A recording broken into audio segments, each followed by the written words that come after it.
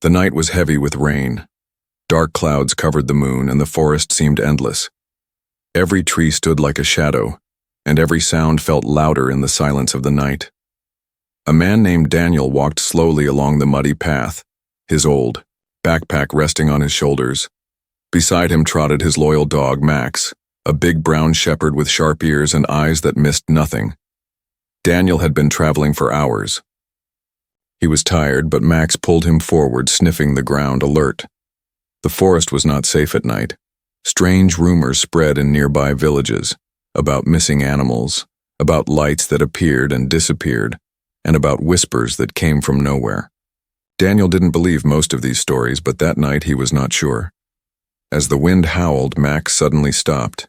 His ears went up. He growled low in his throat. Daniel froze, his hand tightening around the wooden stick he carried. He looked around, but the forest seemed empty. Then faintly he heard it. A whisper. It was so soft that Daniel thought it was the wind. But no. It was a voice. Small, broken, and full of pain. We were bad. Mom left us. Daniel's heart jumped. He looked down at Max, who was staring into the darkness, growling louder now.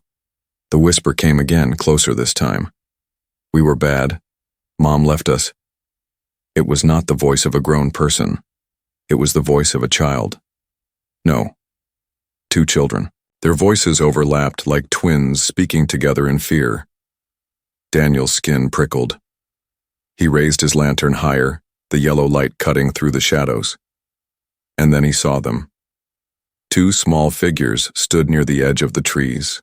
They were thin, shivering, their clothes torn and dirty. At first, Daniel thought they were just lost children. But then he noticed their eyes. Large, glowing, faintly blue in the dark. Their skin was pale, almost silver under the lantern's light, and their faces. They looked human, but not completely. The twins didn't move. They only hugged each other tightly, whispering the same broken words. We were bad. Mom left us. Max barked loudly, breaking the silence. The twins flinched, hiding their faces. Daniel felt a chill run through him.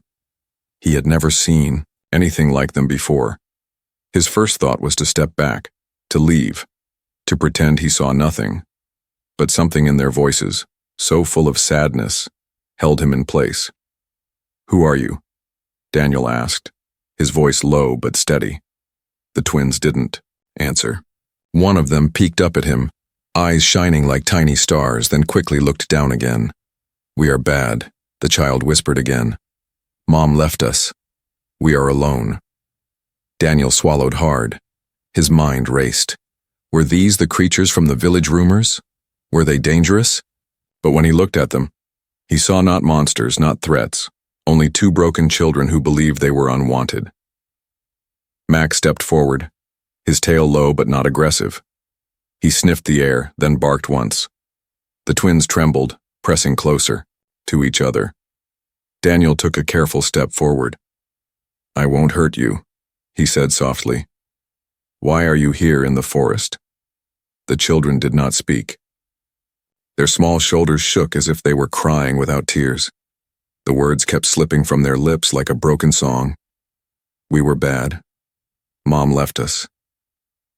The forest around them grew quieter, as if listening too. The rain slowed to a drizzle. Daniel's lantern flickered in the wind. He looked down at Max. The dog's growl had softened. His sharp eyes were fixed on the twins, but not with anger, with curiosity. Slowly, Max walked closer to them. His paws made soft sounds on the wet ground. Daniel's breath caught. Max? Careful, he whispered. But Max did something unexpected. He lowered his head and gently touched his nose to one twin's hand. The child gasped softly.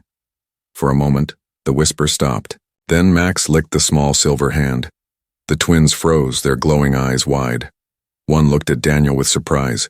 The other touched Max's fur like they had never touched a living creature before. Daniel felt his heart soften. If Max, his loyal protector, could see no danger in them, then maybe they truly were just lost and hurt children. Still, questions burned in Daniel's mind. Who had abandoned them? Why did they call themselves bad? And most of all, what were they? The forest felt alive with secrets. The night was only beginning, and Daniel knew his journey had just changed forever. He looked at the twins again, standing small and fragile in the shadows. His instincts told him to leave, to stay away. But another voice deep inside whispered, "If you walk away, they will not survive the night." Daniel tightened his grip on the lantern. He took another step forward. "My name is Daniel," he said gently. "This is Max. You don't have to be afraid." The twins looked up, their glowing eyes reflecting the lantern's flame. For the first time, they spoke something different, their voices trembling but clear. "Will you leave us too?" The question cut deep into Daniel's heart. He did not answer right away. The forest around them seemed to hold its breath, waiting, and that was the moment Daniel realized. This night was no longer about his journey. It was about theirs. The night grew colder as Daniel stood before the strange children. His lantern burned weakly, casting shaky light over their pale faces. The rain had stopped, but mist rose from the forest floor, curling around the trees like ghosts. Max, his loyal dog, stayed close to the twins now, tail wagging slightly, as if he had already decided they belonged with him. Daniel's heart was heavy. The twins' words repeated in his mind. "We were bad. Mom left us." It was not just sadness he heard in their voices, but something deeper. A wound that went beyond hunger or cold. A wound that cut into their souls. He knelt down, trying not to frighten them. "You don't have to be afraid," he said softly. "I want to understand. Why do you think you are bad?" The twins clutched each other tighter. Their small shoulders shook as if the very question hurt them. One finally raised their head. It was the boy. His eyes glowed faintly blue, like starlight. "Trapped in water," she said. "We are broken," he whispered. "She said we cannot be strong like the others. So she left." The girl nodded quickly, adding in a trembling voice, "We cried, we begged her, but she walked away. She said she had no place for us." Daniel felt a deep ache inside. These were children, small, fragile, and lost. Yet someone, a mother, had chosen to abandon them, not because of something they had done, but because of what they were. "Broken?" Daniel asked, his voice low. "What do you mean?" The boy lifted his hand slowly. For a moment, Daniel thought it was just a child's hand, but then he saw the faint shimmer around it like heat rising from fire. His skin glowed faint silver. The air around him quivered slightly. "We are different," the boy said. "But not enough. Not like the others." Daniel did not understand. Not fully. But he understood one thing. The children were not human. And whoever their mother was, she had judged them too weak to keep. Max moved closer, pushing his warm body against the twins' legs. The girl gasped, looking down at the dog. She touched his ear carefully, almost like she expected him to bite.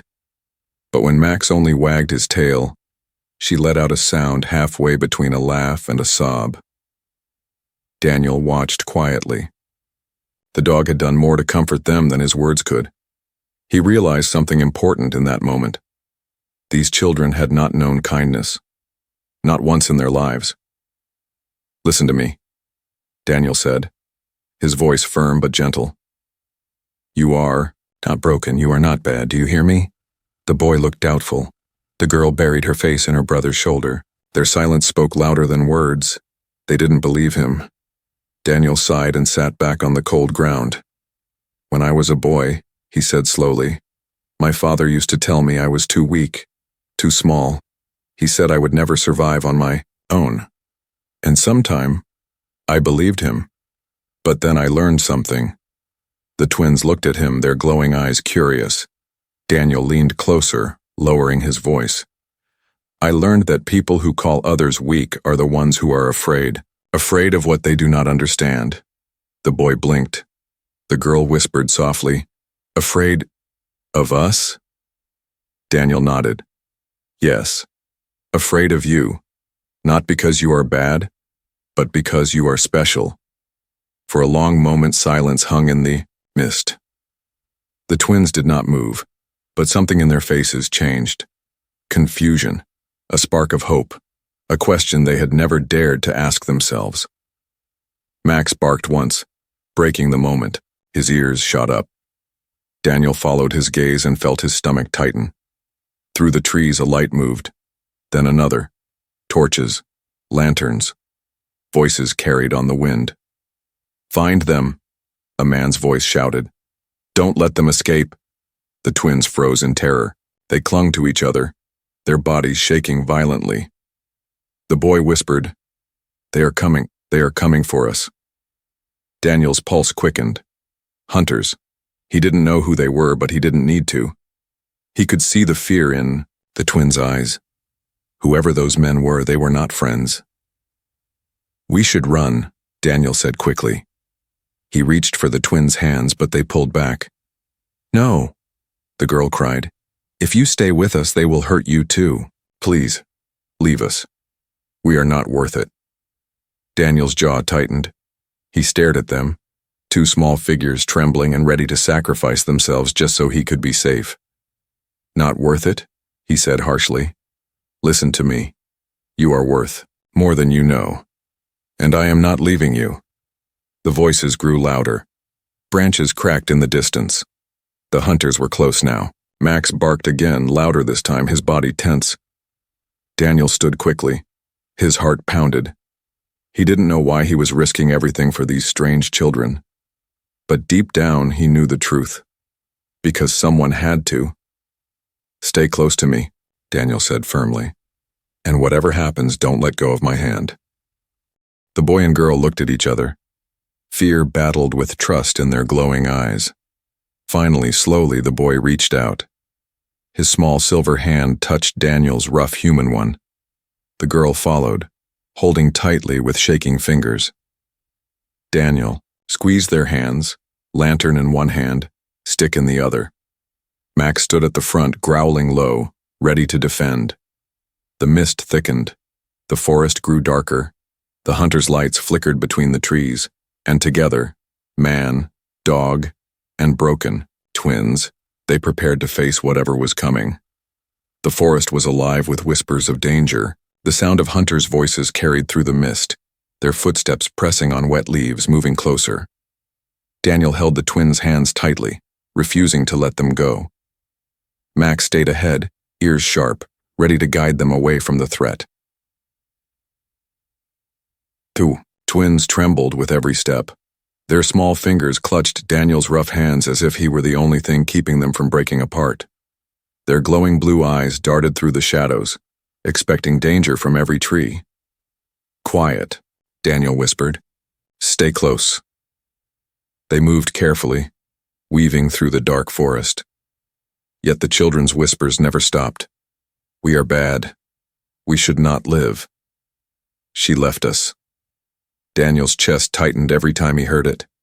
He wanted to shout at them to make them stop saying such things, but he knew shouting would only make their fear worse. So instead, he squeezed their hands gently and whispered, "Not bad." "Never bad," Max suddenly growled. His nose pointed to the left, tail stiff. Daniel stopped. Through the mist, lantern lights glowed. Too close. The hunters were spreading out. Daniel led the twins off the main path, deeper into the forest. Branches scratched at his arms. Wet leaves brushed his face, but he didn't stop. Behind him, the twins stumbled but still held on, refusing to let go. Finally, they reached a small clearing where an old fallen tree blocked the wind. Daniel dropped his pack, lit a small fire, and let them rest. Max curled up beside the children, his warm body pressing against their shivering forms. For the first time that night, Daniel saw the twins in the light. Their faces were thin, pale, and tired. Their silver skin seemed to glow faintly in the firelight, and faint lines of blue shimmered along their arms like veins filled with starlight. They looked fragile, like glass ready to shatter. "Eat," Daniel said. pulling bread from his pack. He handed it to them. The boy hesitated, staring at the food like it was poison. The girl nudged him, whispering, "Maybe. It's safe." Finally, the boy took a bite. His eyes widened. He looked at his sister and she quickly grabbed her share. They ate hungrily, crumbs falling into the fire. Daniel watched silently. Something about the way they moved, the way they clung to each other, made him uneasy. It was more than sibling closeness. It was as if they were connected. He decided to test his thought. "What are your names?" he asked. The boy looked up first. His lips trembled. We don't have names." Daniel blinked. "No names? None at all?" The girl shook her head, pressing her face into her brother's shoulder. "She never gave us names. She said we didn't need them." Daniel felt anger rise in his chest. No names? No identity? Whoever their mother was, she had not only abandoned them, she had stripped them of the right to exist as people.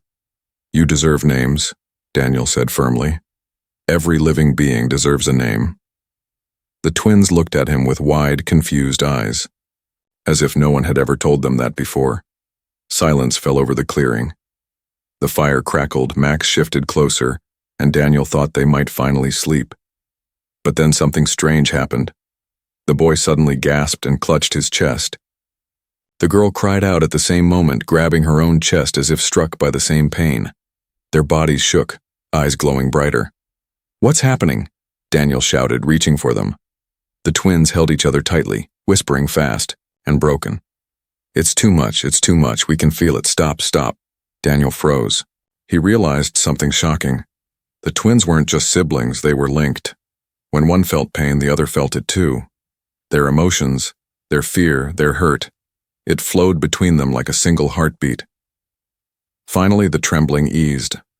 The twins slumped together, exhausted, breathing hard. Max whined, licking their hands in worry. Daniel knelt beside them. "You share pain, don't you?" The boy nodded weakly. "Always. We cannot stop it," the girl whispered. "When he hurts, I hurt. When I am afraid, he shakes. We cannot hide from each other." Daniel's chest tightened. These children carried not only their own pain, but each other's. No wonder they thought they were broken. No wonder their mother had abandoned them too, weak in her eyes, too fragile to survive. But Daniel saw something different. He saw strength. To carry another's suffering and still keep walking. That was no weakness. That was courage. He placed a hand on each of their shoulders. "Listen to me," he said firmly. "You are not broken. You are bound together. That bond, that's not weakness. That is power. Do you understand?" The boy looked up slowly. The girl wiped her glowing eyes. For the first time, Daniel saw a flicker of something new in their faces. Not fear, not despair, but hope. The forest outside remained dangerous. The hunters were still searching. But in that small clearing, under the faint firelight, something important was born.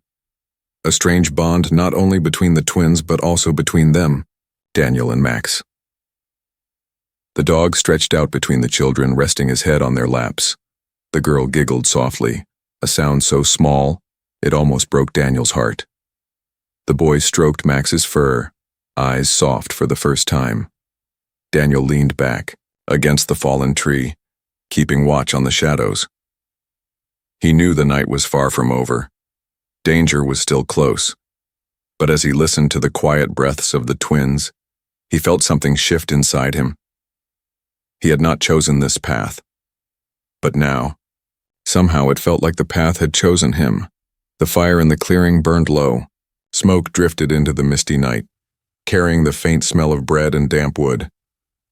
Daniel sat with his back against the fallen tree, his hand resting on the stick by his side. His eyes never left the dark forest beyond. The twins lay close to Max, their small silver hands resting on his thick fur. Their breaths came slow, uneven, like children who did not know how to sleep without fear. Daniel felt the weight of their bond, fragile but growing stronger with every passing moment. For a short while there was peace, but peace never lasted long.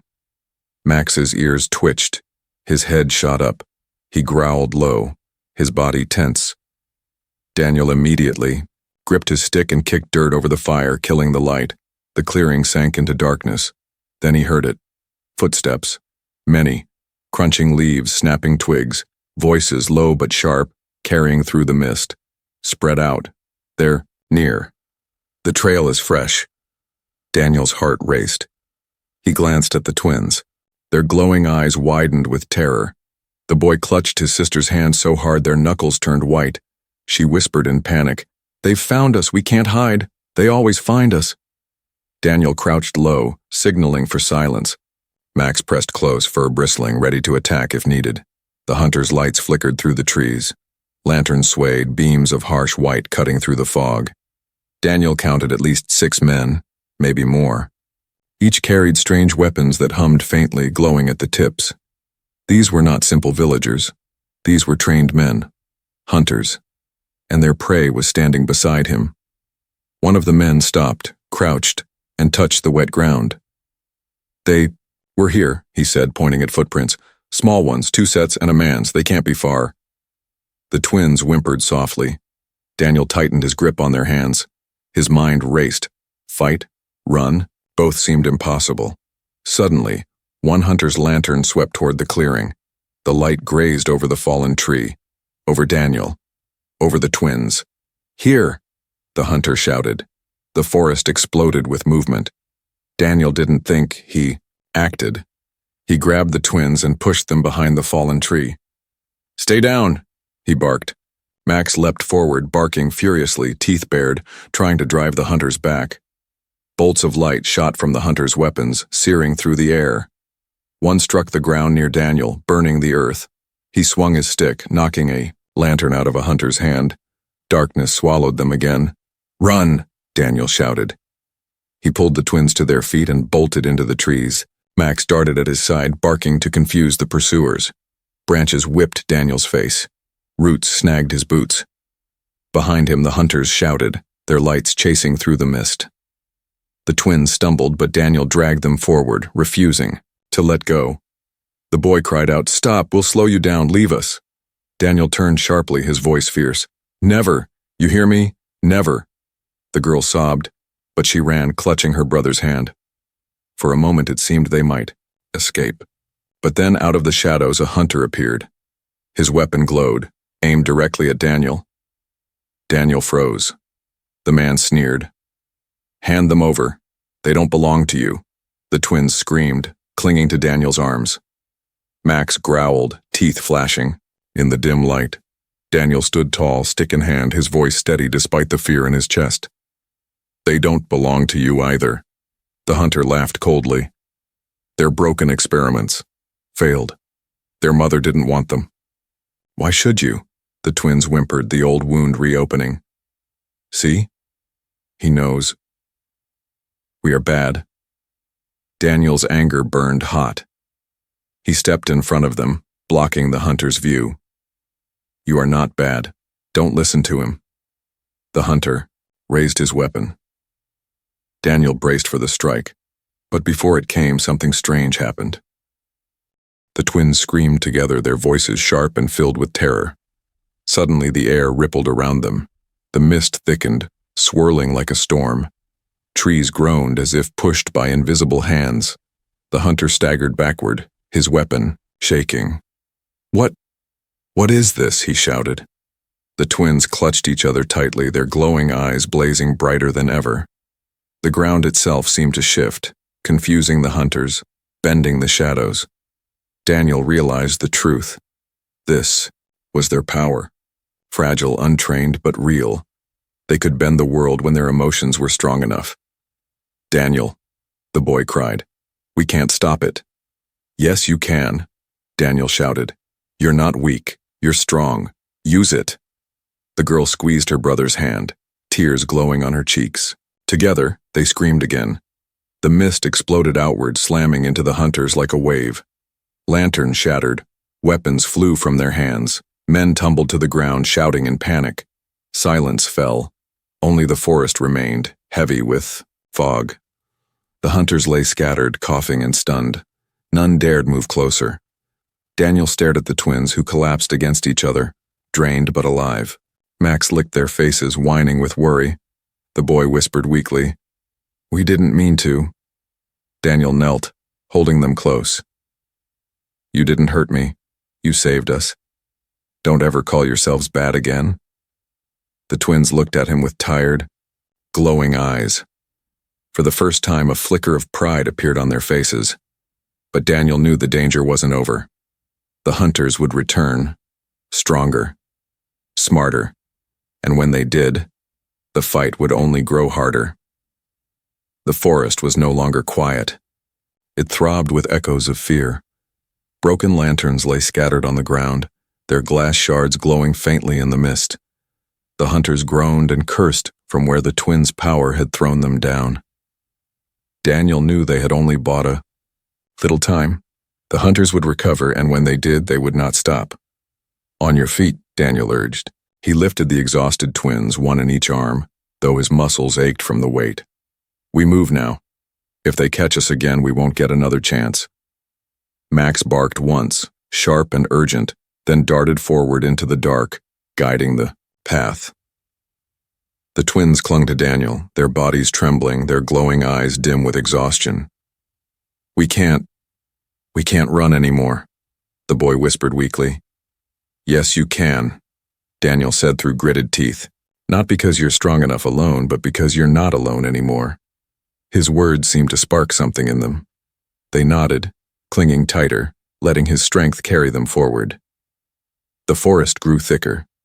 Branches clawed at Daniel's arms and face. The roots tried to trip him, but he pressed on. Behind him, he heard shouts. The hunters were rising again, their voices cut through the mist. "Find them. Don't let them escape," Max growled and barked, leading them down a narrow slope. Daniel slid, half carrying, half dragging the twins until they stumbled into a ravine. The air here was colder, damp with the smell of earth and stone. A stream trickled nearby, glinting faintly under the moon. "This way," Daniel whispered. He followed Max along the stream, letting the water wash away their tracks. Every step was a battle. His lungs burned, his legs screamed for rest, but stopping meant death. The twins' breathing was shallow. Their bond pulled them both down. If one stumbled, the other faltered too. Daniel steadied them with every step. "Just a little longer," he whispered. "Trust me." Behind them, torches flared again. Voices grew louder. "They went down here. They can't hide forever." Daniel's heart pounded. He scanned the ravine desperately. Then he saw it, a narrow crack in the rock face, half hidden by ferns, barely wide enough for a man to fit through. "Here," Daniel said. He pushed the twins toward the gap. "Go inside, quickly." The girl shook her head, panicked. "It's too small. We'll get stuck. You'll fit. Go." The boy squeezed her hand. Together they crawled into the darkness of the crack. Daniel followed, shoving himself inside, scraping his shoulders against stone. Max squeezed in last, tail brushing the rocks as he slipped through. Inside, the air was damp and cold. The crack opened into a narrow cave hidden from outside view. Daniel collapsed against the wall, gasping for breath. The twins curled beside him, clutching each other, while Max stood guard at the entrance, growling low. Outside, the hunters' footsteps thundered past. Voices shouted, echoing through the ravine. "They're close." "No. Wait. Tracks end here." Daniel held his breath. He pressed the twins close, praying their glowing eyes wouldn't give them away. Minutes dragged by like hours. Then slowly the voices faded. The hunters moved farther down the ravine, their lights swallowed by mist. Only when silence returned did Daniel let out the breath he had been holding. The twins stirred. The boy whispered, "They will keep chasing. They always do." Daniel nodded grimly. "Then we keep running, but not tonight. Tonight we rest." The girl looked at him with wide, glowing eyes. "Why?" Why do you help us? We are not yours. Daniel hesitated. He thought of the village where he had grown up, the father who called him weak, the years of loneliness. He thought of how many times he wished someone, anyone, had stood by him. You may not be mine, he said softly, but no child deserves to be hunted like an animal. No child deserves to be left alone in the dark. The twins stared at him. Slowly, the boy whispered, You are different, not like the others. Max pressed his head against their laps, tail wagging softly. The girl giggled, the sound trembling but real. Daniel smiled faintly. For a moment the cave felt warmer, but safety never lasted. A distant horn echoed through the night, low and haunting. Daniel stiffened. The twins shivered. They call more hunters, the boy said, fear in his voice. They will not stop. Daniel clenched his fists. He knew the boy was right. This was not a simple chase. This was a hunt. And the hunters would not give up until they had the twins in their grasp again. He looked at the children, fragile, exhausted, but still alive.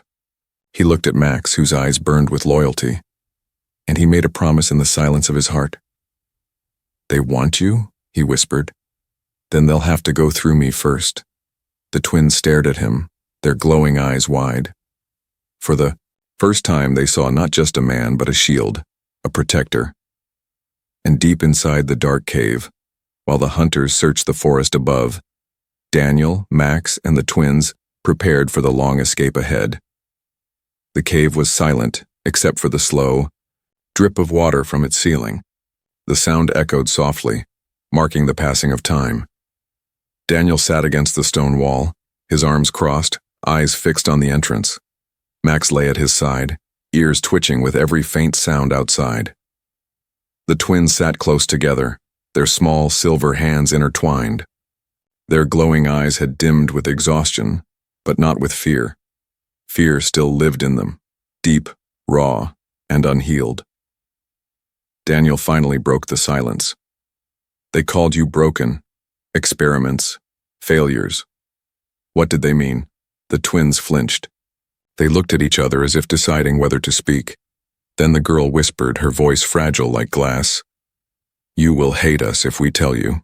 Daniel shook his head firmly. No, I won't. The boy hesitated, then lifted his gaze. His glowing eyes shimmered with tears. Our mother. She was not like you. She was not human. She was something greater, a leader, a queen. Daniel's chest tightened. A queen. He leaned forward, listening. The girl added, She was strong. All feared her, but she feared us. Daniel frowned. Why? You are just children. The boy's voice shook. Because we were born wrong. We were not as powerful as she wanted. She looked at us and said we would bring only shame. So, she left us. The words struck Daniel like a knife. He had imagined cruelty, but not this. A mother, powerful and feared, abandoning her children because they were not perfect in her eyes. The girl buried her face in her brother's shoulder, whispering, We begged her not to go. We promised we would try harder, but she said no. She said we were useless. Daniel clenched his fists, his anger burning. No child is useless, he said harshly. His voice echoed through the cave, startling even Max. He lowered it quickly, but his eyes stayed fierce. What she did was not strength. It was cowardice. The twins stared at him. Their lips trembled. They had never heard anyone speak of their mother that way. Daniel continued, softer now. A true parent does not leave because a child is different. A true parent stays, fights, protects. The boy's tears fell silently, glowing faintly against his silver skin. She said we were bad. We believed her. Daniel reached out, resting his rough hand on their shoulders. You are not bad. You never were. What she did, that was her failure, not yours. The twins blinked at him, their glowing eyes wide. For the first time, they looked as if they wanted to believe him. The silence stretched until Max lifted his head and growled. Daniel's body tensed. He crept toward the entrance and peered out. Torches flickered faintly in the distance. The hunters were still searching. They were calling out, their voices sharp in the night. Daniel turned back. We can't stay here. They'll find this place sooner or later. The twins looked terrified. Where will we go? The girl whispered. Daniel took a deep breath. Farther away, somewhere safe, somewhere they can't follow. The boy shook his head. There is no safe place, they always find us. Daniel crouched down, looking them in the eyes. Not this time, not if we stand together. The girl blinked. Together? Yes. You. Me. Max. We're not giving up. Not now. Max barked, softly, tail thumping as if agreeing. The twins glanced at each other, then back at Daniel. Slowly they nodded. Hours passed as they rested, gathering what little strength they could. When the time came to leave, Daniel lifted his lantern again, dimming the flame so it barely glowed. The twins followed him closely, clutching each other, their steps light and nervous. Max led the way, nose to the ground, every muscle alert. The forest outside was quiet but heavy, like the calm before a storm. Mist hung low, hiding the ground. As they walked, the boy asked softly, Do you really believe we are not bad? Daniel stopped and turned. He placed a hand on each of their shoulders. I don't just believe it, I know it. The girl's lips trembled. But if we are not bad, why did she leave us? Daniel's voice grew firm. Because she was wrong. Power blinded her. She thought strength mattered more than love. That is not the truth. The truth is simple, you deserve to be loved, not abandoned. The twins looked at him in silence. Their glowing eyes shimmered, reflecting the faint light of the lantern. Then softly the boy whispered, Thank you. But before Daniel could answer, Max barked loudly, fur bristling. From the shadows, movement stirred. Hunters, figures stepped out of the mist, weapons glowing faintly. They had found the trail again. The twins gasped, clutching each other. The boy whispered, They won't stop, they will take us back. Daniel raised his stick, planting himself between the hunters and the children. His voice was steady. Not, while I'm still breathing, the hunters sneered. You think you can protect them? Even their own mother didn't want them. The words cut the twins like knives. They whimpered, shrinking behind Daniel. But Daniel did not move. He looked back at them and said loudly, so the hunters could hear, Your mother may have left, but I won't. Ever. The twins stared at him, eyes wide with shock. The hunters raised their weapons. The night held its breath, and in that tense moment, something changed in the twins' faces. Fear turned into something else. A spark, a choice. For the first time, they whispered not about being bad. They whispered, We are not alone. The very night air was sharp, carrying the smell of wet earth and smoke. Daniel stood firm, his body between the hunters and the trembling twins. Max growled low, teeth bared, ready to leap. The hunters' glowing weapons aimed straight at them, their eyes cold and merciless. The leader of the hunters stepped forward. His armor glinted under the faint moonlight. Hand them over, he ordered. They are mistakes. Their mother abandoned them. Do not throw away your life for broken things. Daniel's grip tightened on his stick. His voice rang out, steady and fierce. They are not broken. They are children, and you'll have to kill me before you lay a hand on them. The hunters sneered, spreading out in a half circle. The twins clutched each other, whispering fast, fear filling their words. We can't do it again, and it's too much. Daniel turned, his eyes meeting theirs. Yes, you can, he said firmly. Not because you are alone, but because we are together. Me, Max, you two, together. The boy's glowing eyes widened. The girl's lips trembled. For the first time, their whispers changed. Together. The hunters advanced. Suddenly, the twins stood taller. Their small silver hands intertwined, their glowing eyes blazing brighter than ever. The air around them began to hum, vibrating like a distant storm. The leader of the hunters raised his weapon. "Stop them, now!" But before any shot could be fired, the mist erupted. It swirled and twisted, becoming a storm of light and shadow. Trees bent as if bowing to an unseen force. The ground shook underfoot. The twins cried out, their voices merging as one. The forest itself seemed to listen, pulsing with their power. Daniel shielded his eyes as the light grew stronger. He could feel it. Not anger, not destruction, but protection.